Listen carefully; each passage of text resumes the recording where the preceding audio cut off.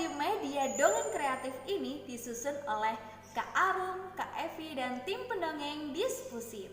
Nah, kalian semua sudah bersemangat belum menyimak materi ini? Sebelum itu, kita tepuk semangat dulu yuk. Tepuk semangat. Semangat. Semangat. Oke, media dongeng adalah alat peraga atau alat bantu pendukung yang digunakan saat mendongeng. Tujuan dan manfaat menggunakan media dongeng yaitu yang pertama, membuat pendongeng semakin percaya diri. Yang kedua, menarik perhatian pendengar atau audiens. Yang ketiga, merangsang daya imajinasi pendengar. Yang keempat, membuat pendengar semakin cepat dan tepat dalam memahami isi cerita juga amanat yang bisa diambil. Ada dua jenis media dongeng dari segi pemerolehannya, yaitu beli dan buat sendiri. Jika media dongeng yang diperoleh dari beli, kelebihannya adalah barangnya lebih tahan lama, tapi kelemahannya harga jauh lebih mahal. Contohnya yaitu boneka besar yang sering dipakai oleh pendongeng-pendongeng besar. Nah, jika media dongengnya diperoleh dari buat sendiri, kelebihannya yaitu harga lebih ekonomis. Selain itu, bisa menambah daya kreativitas kita. Namun kelemahannya, barang cepat rusak ataupun robek seperti origami atau kertas lipat yang berbentuk hewan. Nah, ini juga salah satu contoh media dongeng, yaitu properti dari kain flanel, kertas lipat, dan boneka tangan dari kaos kaki yang berbentuk hewan. Ada apa aja sih media dongeng yang bisa digunakan untuk mendongeng? Yaitu ada buku, anggota tubuh. Bagaimana bisa anggota tubuh menjadi media dongeng? Coba Kak Arum contohin ya. Ada 2 ekor burung yang sedang berbicara. Ini burung pertama, ini burung kedua. Mereka lagi bersaut-sahutan. Kuak, kuak, kuak, kuak, kuak, kuak. Sedang apa kamu di sini? Kuak, kuak, kuak, kuak, kuak, kuak. Aku lagi cari makan. Nah, selain anggota tubuh, ada boneka besar, boneka kecil, boneka hewan, wayang, diorama, tangan bayangan, kertas lipat atau origami, dan lain-lain. Nah, lebih jelasnya adik-adik bisa simak karya-karya dari kakak-kakak TBM di Instagram Diskusi Kota Surabaya. Di situ banyak dijelaskan contoh-contoh media dongeng yang Kak Arum sebutkan tadi salah satunya.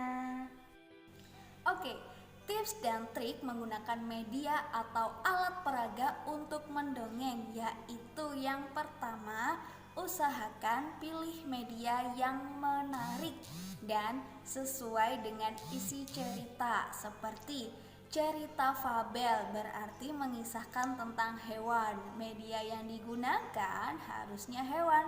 Seperti gini ya, Kak Arum contohkan dulu. Ini hewan jerapah. Jadi boneka ini namanya boneka tangan. Di dalam sini ada lubang yang bisa kita masukkan dengan tangan. Kemudian kita masukkan tangan jari kita ke dalam bagian yang kosong. Nah, seperti ini digerak-gerakin agar lebih hidup. Supaya tidak sendirian, jerapah punya teman. Kita panggil dulu temannya. Ada sapi. Nah, sekarang kita coba menirukan bagaimana suara hewan-hewan ini ya. Halo teman-teman, apa kabarnya semua? Halo teman-teman, aku sehat. Semoga kalian semua juga sehat ya. Oke, tips yang kedua yaitu perhatikan media yang kita bawa. Jadi, perlihatkan kepada pendengar sambil terus bercerita. Contoh, media dari kertas ini ya, perhatikan gambar agar tidak terbalik dan sesuai dengan arah matanya atau gestur tubuhnya. Kalau pakai media dari kertas, sesuaikan dengan kebutuhan ya. Jika media tersebut digunakan terus-menerus dalam cerita, perhatikan arah dan tampilannya agar sesuai. Jadi ini ceritanya si bawang merah sedang melirik si bawang putih. Nah, begini tampilannya ya. Tapi kalau si bawang putihnya di sebelah sini, si bawang merah sebelah sini, kan matanya juga agak gimana gitu ya. Jadi tips dari Kak Arum mungkin bisa dicetak bolak-balik kertasnya. Jadi kita nggak bingung nanti dia harus menghadap kemana, arahnya kemana, seperti itu.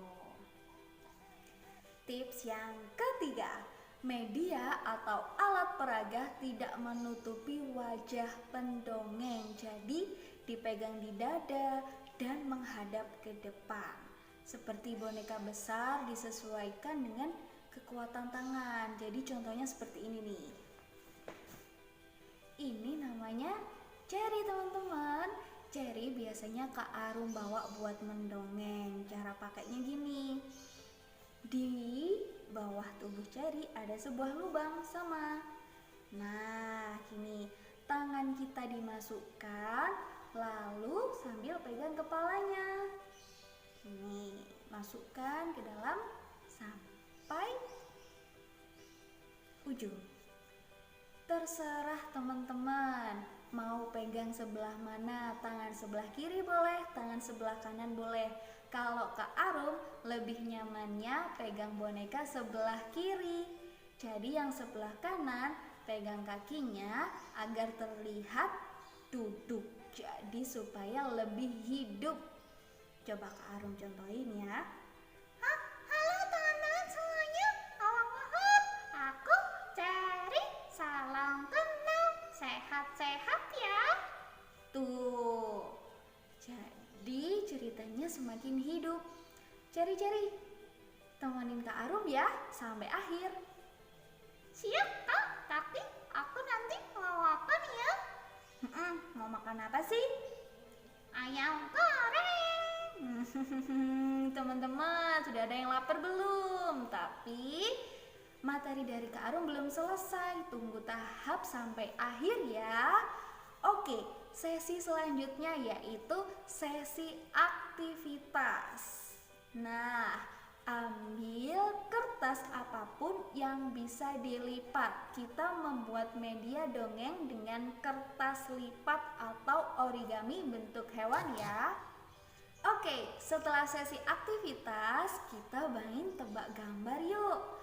Sahabat dongeng, silahkan tebak gambar hewan apa ya ini? Kalian juga bisa tirukan suaranya. Kak Arum, aku tahu yang nomor 1. Salah. Itu nomor 12 ya? Nomor 1 apa 12? Nomor 12 deh. Itu gambar ayam.